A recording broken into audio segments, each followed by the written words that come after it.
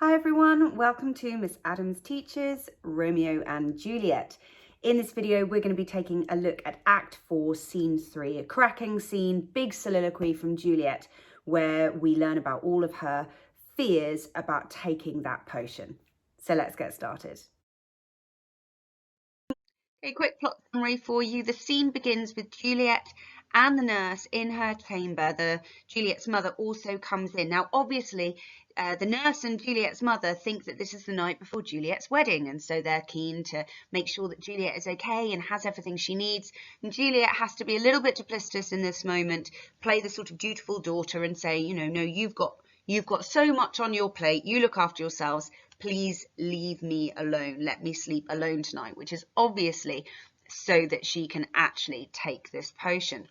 When they leave her alone, she then is able to sit and kind of dwell upon her fears. Shakespeare uses the dramatic device of a soliloquy to allow us to sort of explore the mindset of Juliet, see all of her fears, but also see her strength in finding a way to overcome them.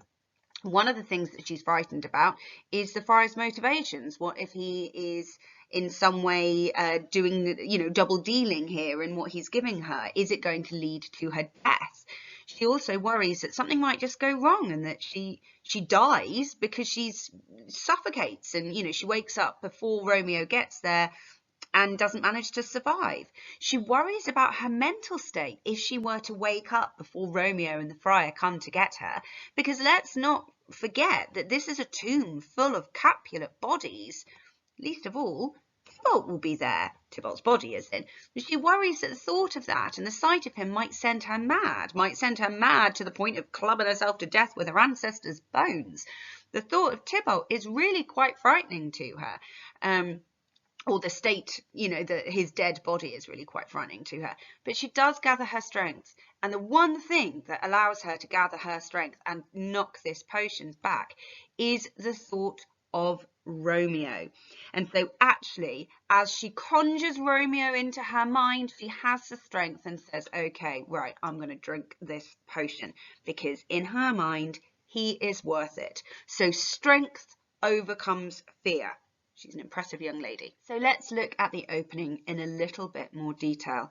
I've talked about the idea of it being a parallel scene, or drawn attention to it being a parallel scene.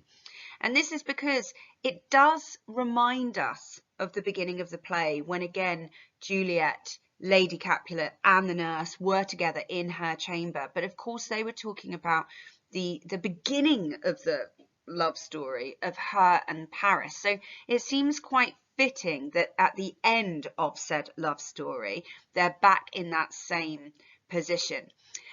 So Juliet asks them to leave to herself on this particular night, and she says, I have need of many orisons, which means prayers, to move the heavens, to smile upon my state, which well thou knowest is cross and full of sin. Now, she does actually say that to the nurse. Lady Capulet hasn't entered the room yet. So there is a level of truth in what she's saying here. But you might recognise this personification about the heavens smiling upon my state, because it echoes the words of Friar Lawrence when he's talking about their wedding. So again, there's this sort of sense of hope, I suppose, that all may go well. It's right that she says to the nurse that that she is full of sin, because of course only the nurse knows that essentially if Juliet goes ahead with this, that it would be bigamy, which is obviously a mahoosive sin. But what Juliet is talking about is this plot that is about to unfurl. Lady Capulet, of course, appears in, and there's actually a little bit of softness here from Lady Capulet, asking if she needs her help, and then she tells her again there to get to bed. But you do get this kind of sense of duty from Juliet here. She says, for I am sure you have your hands full all in this so sudden business. Again, another reminder of the haste, this pace that Shakespeare is throwing us through to get to this tragic end. Juliet is recognizing to her mother that this, suddenly it being the next day, Wednesday for the marriage, is, it's too sudden. But they do leave her to it, which gives her an opportunity to express her fears. And there's something so very poignant in this first line when she says, "Farewell, God knows when we shall meet again." It's such an ominous truth, because obviously it is now in the hands of God, and this is the last time that Juliet will see her mother and her nurse. So that farewell is farewell. And now we start to see the kind of fears that she is living through. She says, "I have a faint cold fear thrills through my veins. It almost freezes up the heat of life." So you've got this juxtaposition in this metaphor about icy cold and the heat of light and the idea of death taking over. The idea that it thrills through her veins. It's like, when you have a shiver. But this hyperbolic metaphor, it freezes up. So it's almost like a permanent cold fear, which leads her to want to call them back again to comfort me. It's so sad, this moment where we get this rhetorical question where she says, "Nurse, what should she do here?" It's like she's like, "Oh, I want comfort. Oh, what's the point? There's nothing she can do." It's a reminder of her isolation, how alone she is. She realizes, my dismal scene, I needs must act alone. So again, there's a sense of duty to herself and Romeo. She knows what she has to do to make it right. And we've got a succession of rhetorical questions here. What if this mixture do not work at all? Shall I be married then tomorrow morning? So these repeated rhetorical structures, it's all about showing her uncertainty and all of the things that could go wrong. And she, again, we've got this notion of like the sort of suicidal impulse that does seem to appear in both Romeo and Juliet speeches.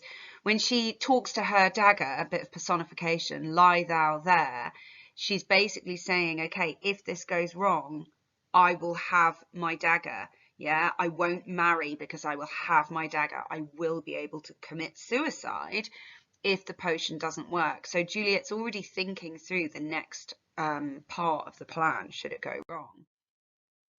Now we get a little bit more detail of some of her fears of taking the potion and it actually working, or not working, but in a different way.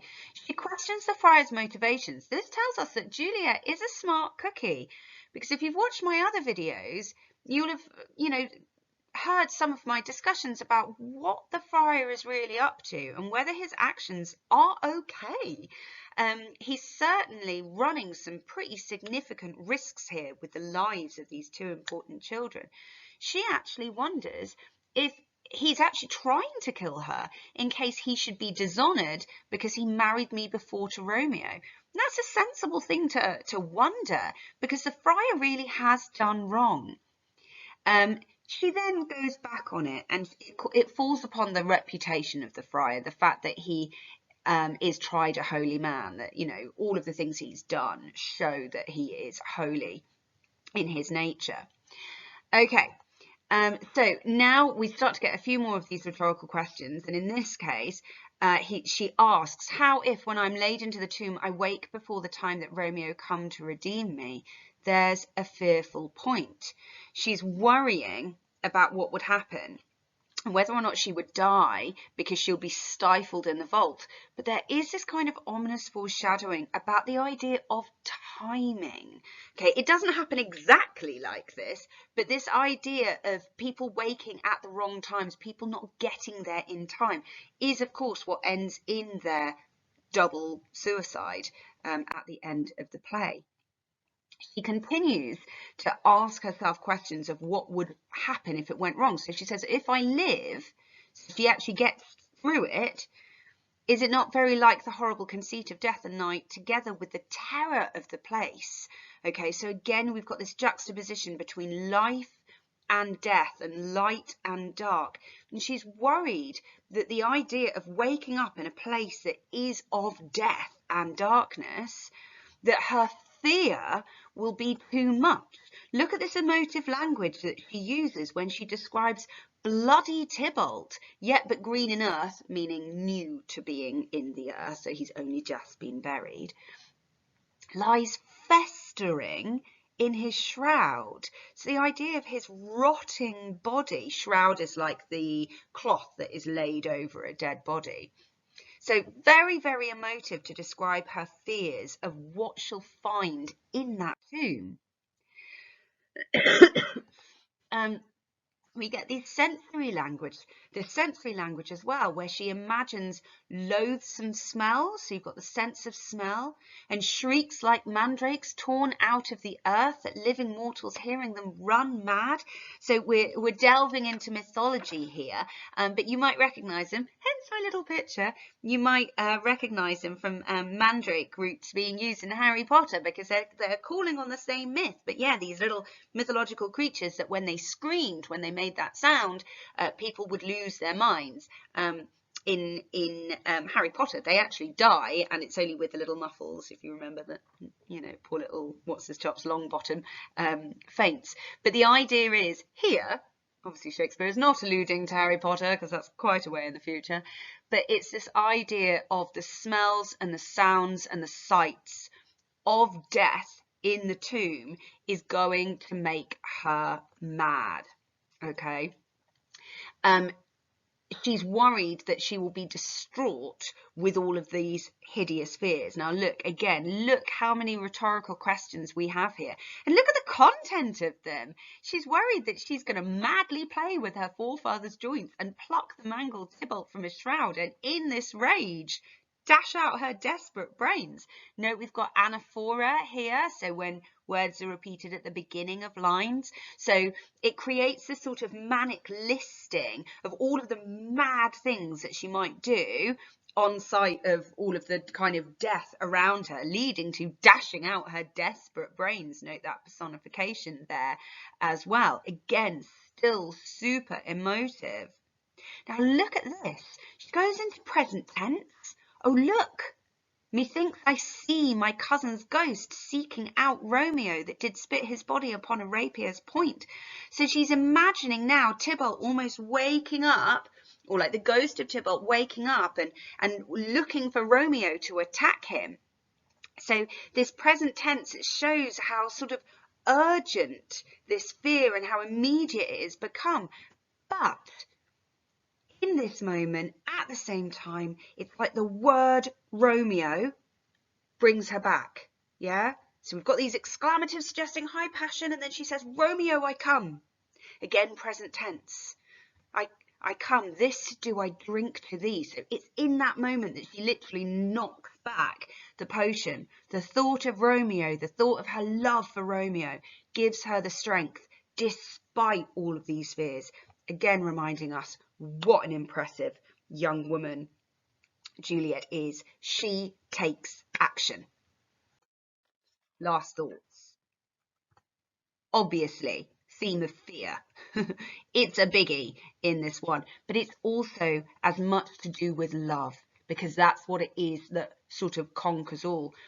We do need to think about consequences, because that's what all of her fears are driven by, isn't it? It's driven by what happens when, what happens if.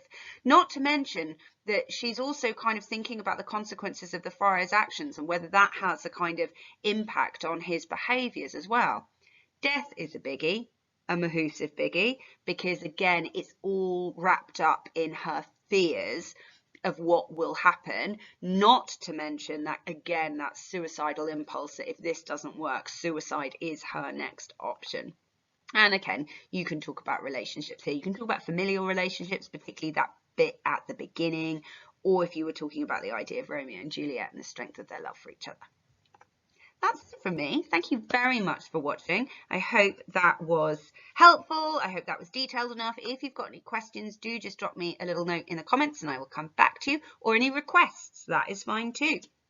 If you haven't subscribed, do click that button and then you'll get notifications of all of the other videos coming your way, because there'll be plenty more to help you with your study of English literature and English language. All right, I am done. I will just say goodbye to you.